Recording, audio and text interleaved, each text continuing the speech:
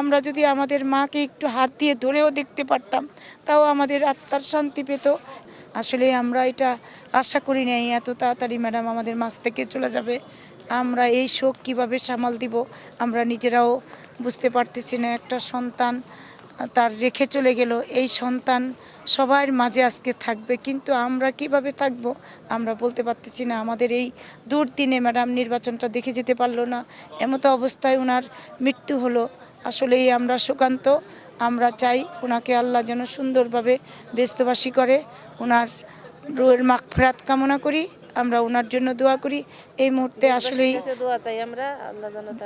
দেশবাসী সবার কাছে দোয়া চাই ম্যাডাম যেন বেস্তেবাসী হয় এবং বেস্তেবাসী করে ওনাকে, এই দোয়াই আশা করি আমরা। আসলে আমরা এত তাড়াতাড়ি আমাদের ছেড়ে চলে যাবে আমাদের ম্যাডাম আমরা বুঝতেই পারি নাই। ভোরবেলা যখন দেখলাম তখন 2 রাকাত নফল নামাজ পড়ে সাথে সাথে বাইর হইলাম। বের হয়ে এবার কেয়ার হসপিটালে যখন দেখলাম, আমরা যদি আমাদের মাকে একটু হাত দিয়ে ধরেও দেখতে পারতাম, তাও আমাদের আত্মার শান্তি পেত।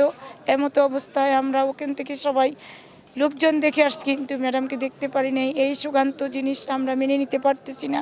আদৌ মেনতে পারবো কিনা জানি না, তারপরেও আমরা দোয়া করি আল্লাহ যেন ওনাকে বেহেশতবাসী করে, ওনার কবরটা সুন্দর হয়। জনগণের কাছে দোয়া চাই, দেশবাসীর কাছে দোয়া চাই।